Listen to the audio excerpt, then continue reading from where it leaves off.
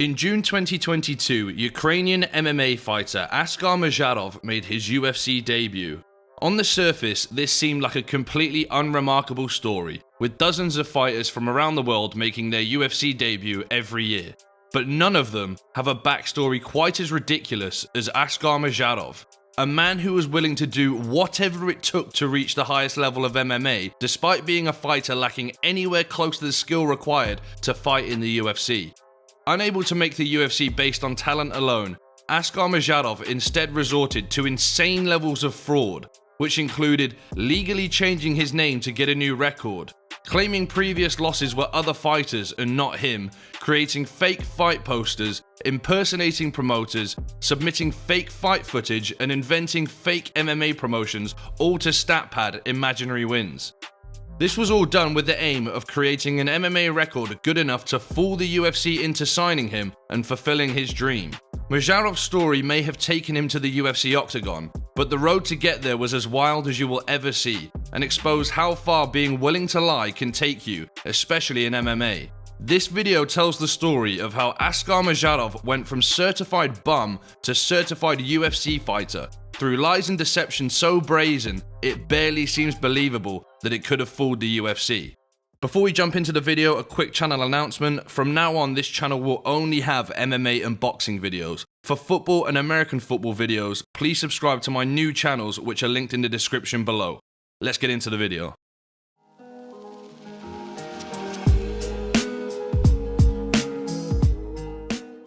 The story of Askar Mozharov begins in Odessa, Ukraine, but it didn't begin with the name Askar Mozharov. Askar was actually born as Artur Shadakov, and Shadakov took a liking to martial arts from an early age with dreams of making it to the top of the sport.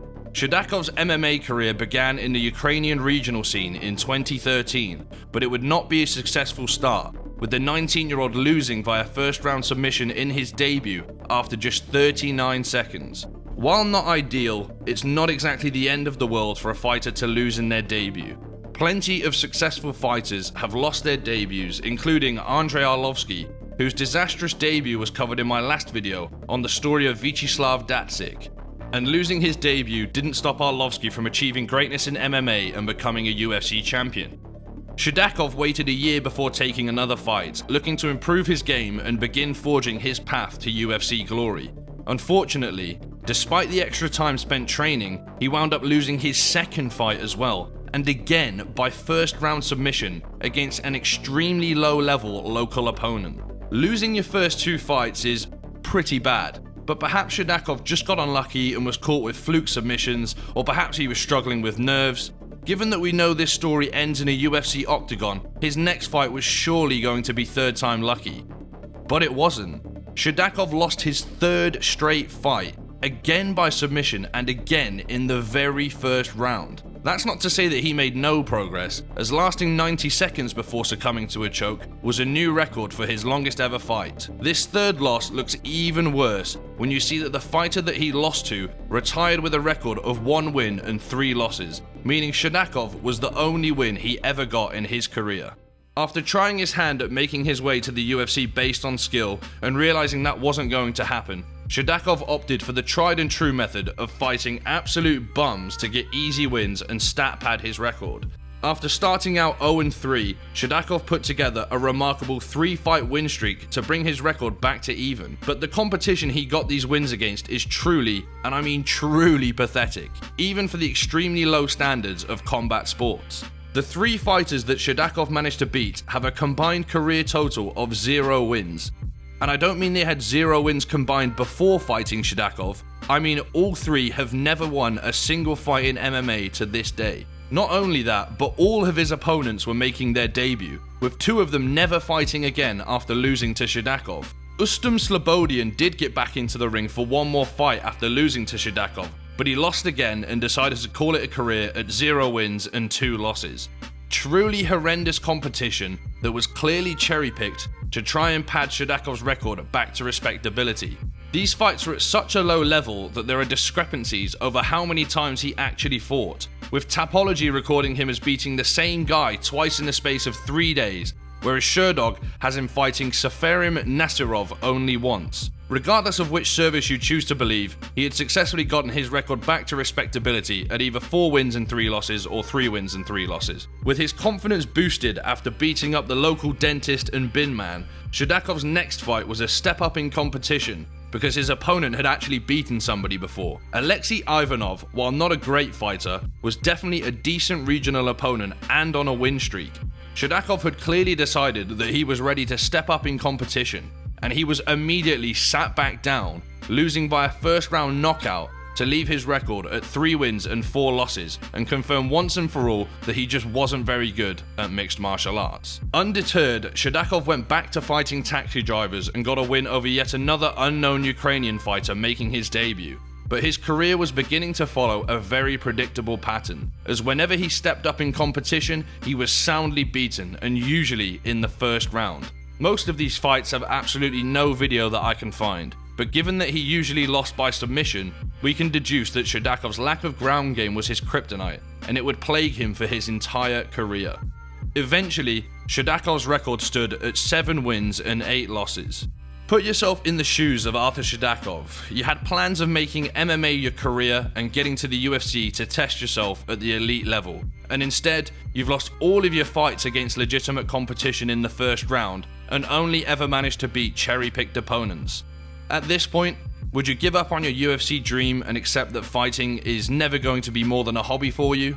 Or would you keep at it, go harder than ever in training, and try and make an improbable career turnaround through sheer determination and hard work? Well, whatever you answered, Arthur Shedakov decided to do neither, and instead, he conspired to try and climb his way to the UFC by lying, committing fraud, and carefully manipulating his record and reputation to hide the fact that he was not a good fighter. And the crazy part is, it actually worked.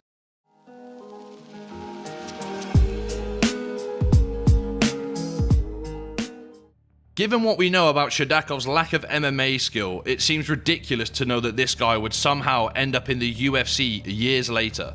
And for this to happen, it required truly ridiculous levels of deception.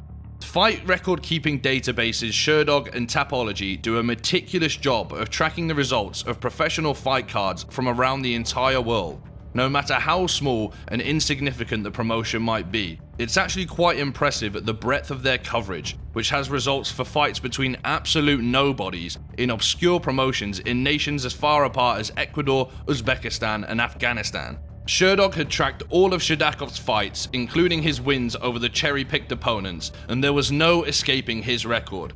Arthur Shedakov had an MMA record of 7 wins and 8 losses, and the only way to change that was to start winning fights.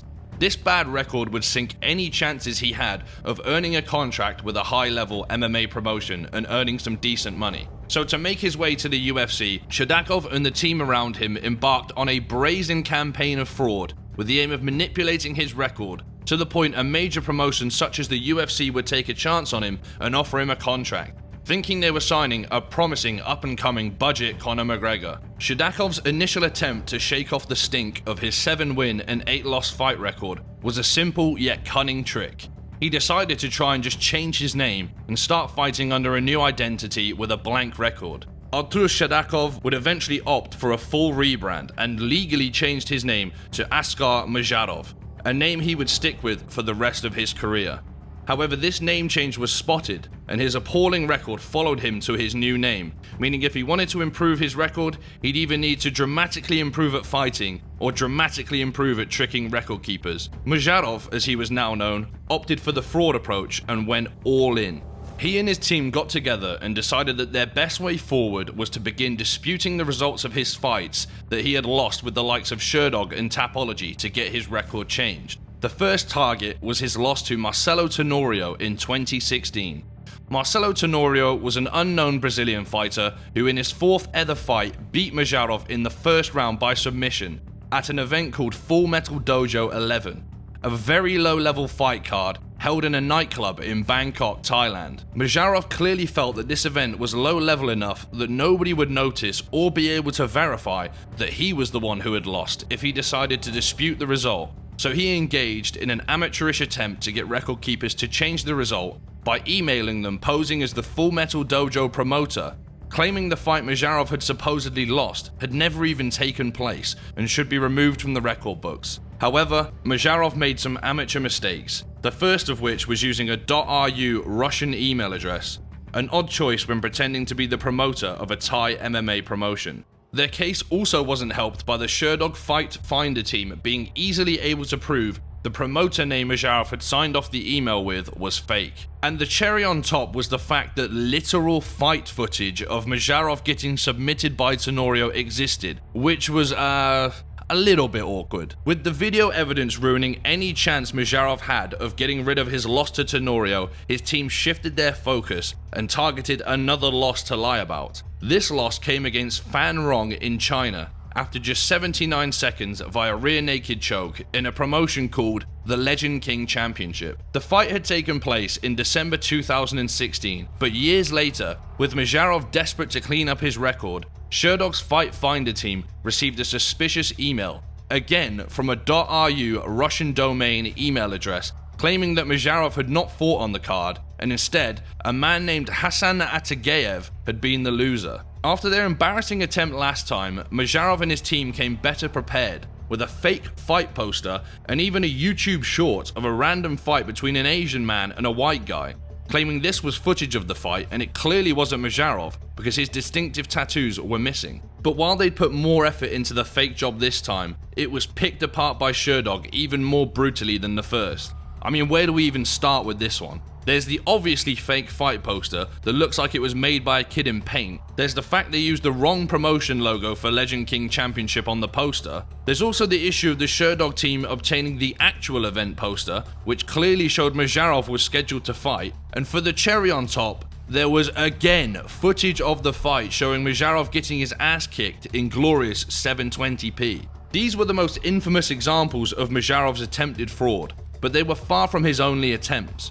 Mozharov didn't only attempt to get losses taken off his record, he also had wins that were ruled fake by the Sherdog team and not added to his record, such as an unofficial custom rules bout that Mozharov drew but initially got added to his professional record as a win before it was overturned. Given Mozharov's lowly status in the MMA scene, these attempts at lying were not well known at all, and Mozharov is far from the only fighter to have tried to get fake wins on his record, or tried to have legitimate losses removed, and nobody looked too deep into it. But for every obviously fake win or failed attempt at getting a loss removed, there were plenty of attempts that were successful and snuck by record keepers who don't have hours to devote to disproving the claims of a completely unknown Ukrainian fighter. That was why it came as such a shock to the few who had heard of Mozharov when it was announced in 2021 that he had somehow inked a deal to join the UFC, and with a touted record of 25 wins and 7 losses. How had a fighter who'd once had a record of 7 wins and 8 losses managed to convince the world's biggest MMA promotion that he was a promising enough prospect to be worthy of fighting on the biggest stage in combat sports? And how had his fight record managed to shift from dreadful to fantastic so dramatically?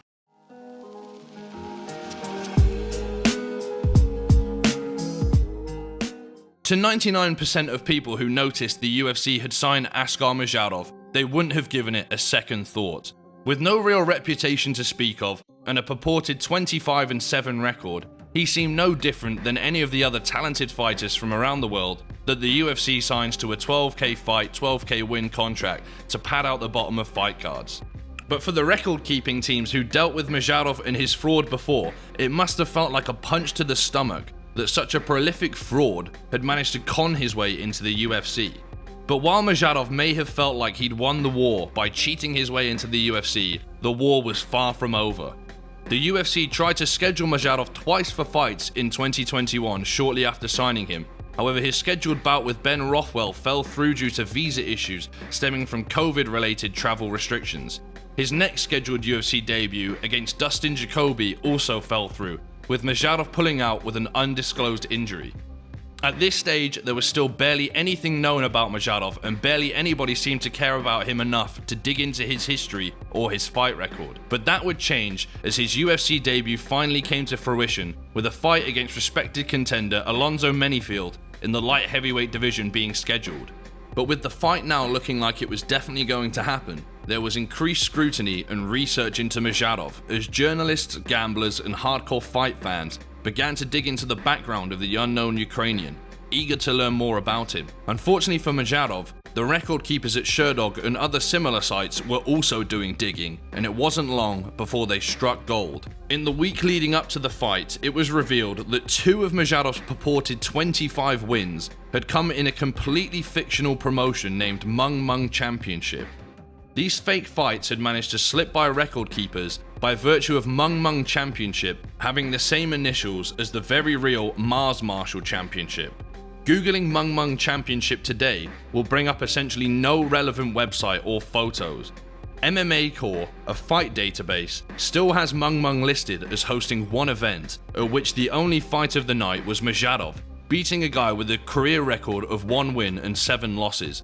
But even this website had Mozharov's record as having 10 losses, more than the 7 losses that the UFC had been fooled into believing. It wasn't long before another fake win was exposed, when it was revealed that an alleged Mozharov win had been held at a venue in Ukraine that had been permanently closed months prior to Mozharov apparently emerging victorious. These fake wins had managed to escape detection by Sherdog and Tapology by virtue of nobody caring about Mozharov. But with the bright lights of the UFC shining on him, his record was melting away, and the build-up to his debut had turned into a complete farce, with Fight Week build-up being dominated by the scandal. Once some fraud had been detected and the story of the fake UFC fighter began to pick up steam, it was open season on Mozharov's record, with everyone digging for the next fake result to expose. Sherdog uncovered a previously unknown Mozharov loss hidden away on a Chinese video site that had been wrongly attributed to another fighter, with Mozharov caught in 4K, or 480p in this case, tapping to a guillotine choke. Between the time Mozharov had signed with the UFC to the time that he actually walked to the octagon, his record went from 25 wins and 7 losses to 19 wins and 12 losses, meaning the results of 11 fights had been changed. A complete embarrassment for Mozharov and for the UFC. Exposed as a liar and as a fraud, it was time for Mozharov to face the media. But luckily for him, it was COVID, and media access was fairly limited, meaning the journalist to ask him questions was the king of the softball, John Morgan. But in fairness to John, he did eventually ask what everyone was dying to hear an explanation for. Talking about bouncing around, can we ask you about your record? It's been in the news this week that your wins and losses have changed and your record. Do you have any comment on all that situation and kind of what you've seen play out? Mozharov replied to the question regarding his record being picked apart by blaming it on the fact that a lot of his fights had taken place in China, and the Chinese organizers were not diligent in getting fights added to record-keeping sites such as Sherdog, which completely doesn't answer how he had fake wins on his record, or why there was multiple proven cases of him trying to get losses removed from his record. His next excuse was to blame the changes on an admin at Tapology wanting to prove themselves. Again, this excuse makes no sense, as it's not like Tapology and Sherdog's claims of fraud were false. So even if there was an overeager admin, does it matter if the admin's findings are all true? Mozharov's final excuse was to claim that the losses on his record that he tried to get rid of were supposed to have been semi-pro fights, and they shouldn't have counted on his record. And the accusations that he changed his name to dodge losses was untrue, as the only reason he changed both his first and last name were because he got a new stepdad. Again, given we know he submitted fake fight posters, fake fight videos, and impersonated promoters, this excuse, it's just more nonsense. At this point, the guy was so deep into the lie that it was too late to backtrack and come clean, especially at UFC Fight Week, just days before fulfilling a lifelong dream of making his UFC debut.